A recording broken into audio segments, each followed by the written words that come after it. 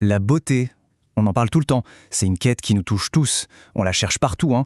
Dans l'art, dans un paysage à couper le souffle, sur un visage. Mais et si la beauté, c'était bien plus qu'une simple question d'apparence? Si c'était en fait une sorte de langage, un indice qui pointe vers quelque chose de bien plus grand? C'est justement ça qu'on va explorer aujourd'hui, une théologie de la beauté. Voilà la question centrale, celle qui va nous guider. Qu'est-ce que la vraie beauté? Parce que soyons honnêtes, on vit dans un monde obsédé par l'apparence, par tout ce qui brille, mais qui s'éteint aussi vite. Alors comment on fait pour trouver une beauté qui, elle, ne se fane pas?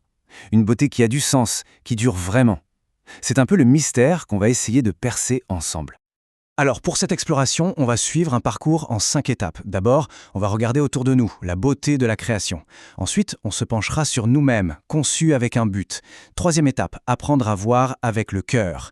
Puis, on ira chercher la source intérieure de la beauté. Et pour finir, on verra une petite mise en garde, c'est important. Allez, c'est parti! Première étape donc, la beauté de la création.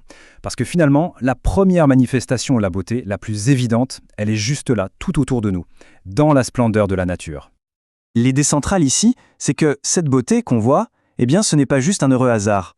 Pensez à un coucher de soleil, à la majesté d'une montagne, ou même à la complexité d'une simple fleur. Dans cette vision des choses, ce ne sont pas que des phénomènes naturels, non. Ce sont des reflets, des miroirs de l'artisanat d'un créateur, des échos de sa gloire. Et d'ailleurs, il y a un passage du psaume 19 qui capture cette idée à la perfection. Les cieux racontent la gloire de Dieu et l'étendue manifeste l'œuvre de ses mains. C'est à la fois poétique et incroyablement direct, non? L'idée, c'est qu'il suffit de lever la tête pour voir une signature. Le ciel devient comme une immense toile qui proclame la majesté de son artiste. Bon, après avoir contemplé le monde extérieur, on va maintenant se tourner vers nous. Si la création est si belle, qu'en est-il de nous, les êtres humains? Et là, il y a un mot qui change absolument tout, c'est le mot intentionnel. L'idée, ce n'est pas qu'on ait des simples accidents de la biologie. Non, c'est que chaque être humain est une création délibérée. Notre existence même est vue comme une œuvre d'art, façonnée avec amour et pour un but bien précis. Et ça donne à chaque personne une valeur, une beauté, qui ne dépend de rien d'extérieur. C'est intrinsèque. C'est exactement ce que dit ce verset du psaume 139. « Je te loue de ce que je suis une créature si merveilleuse ». Alors attention, ça peut sonner un peu arrogant dit comme ça, mais en fait c'est tout le contraire. Ce n'est pas de l'orgueil, c'est de la reconnaissance pure. C'est une façon de dire merci au Créateur pour la complexité, pour la merveille qu'est chaque personne. C'est dire que notre existence même est une raison de se réjouir. D'accord. Donc on a vu la beauté dans la création et en nous. Mais maintenant la question change un peu de nature. Et si, au fond, la beauté n'était pas seulement dans la chose qu'on regarde, mais aussi dans l'œil de la personne qui regarde? En gros, il y aurait deux façons de voir les choses.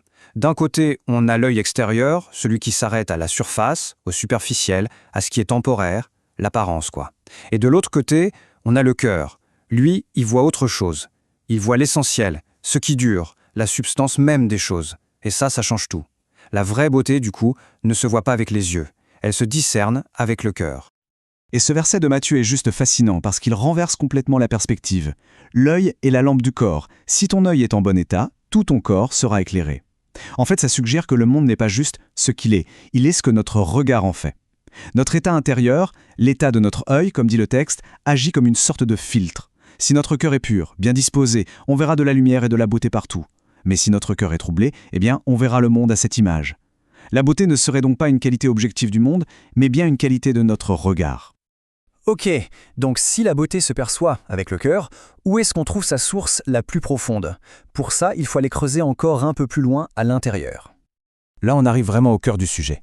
Écoutez bien ce passage de la première lettre de Pierre. Que votre parure ne soit pas extérieure.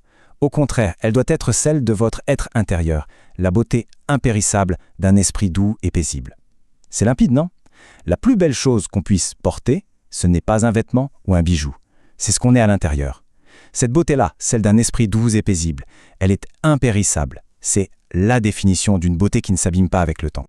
Et cet exemple tiré du Cantique des Cantiques illustre ça de manière magnifique. On voit comment le physique peut devenir un symbole du spirituel. Quand le texte parle « Dieu de colombe », ce n'est pas juste pour dire que les yeux sont jolis. Non, ça évoque un regard qui est pur, qui est fidèle. Des lèvres comme un fil écarlate. Ça symbolise des paroles qui sont pleines de grâce et de vérité. Vous voyez l'idée? La beauté extérieure devient en fait le langage de la beauté intérieure. On arrive à notre dernière étape, et elle est cruciale parce que c'est une mise en garde. Car oui, la beauté c'est une chose puissante, mais justement c'est pour ça qu'elle peut aussi être très trompeuse. Le mot-clé ici, c'est détaché. Le problème, ce n'est pas la beauté physique en soi, pas du tout. Elle devient un piège, une séduction, quand elle est complètement déconnectée de la substance intérieure. Quand l'extérieur ne reflète aucune vertu, aucune bonté, eh bien, ça devient une coquille vide. Et c'est là que ça peut même devenir dangereux. Alors là, l'image du livre des Proverbes est directe, on va dire, mais elle est très très parlante. Une femme belle et dépourvue de sens est comme un anneau d'or au groin d'un porc. C'est brutal, mais ça illustre parfaitement le propos. Vous imaginez un magnifique anneau en or, un objet précieux, mis au pire endroit possible, il perd instantanément toute sa valeur, ça devient même grotesque. Eh bien l'idée, c'est que la beauté physique, sans la sagesse, sans le caractère, c'est la même chose. C'est une parure mal placée, une totale contradiction. Bon, si on devait résumer tout ce parcours, qu'est-ce qu'on retient? Que la vraie beauté, elle se trouve d'abord dans la gloire de la création.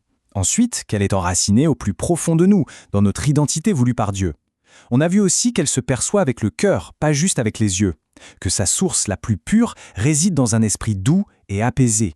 Et enfin, qu'elle s'exprime véritablement à travers une vie intérieure remplie de grâce.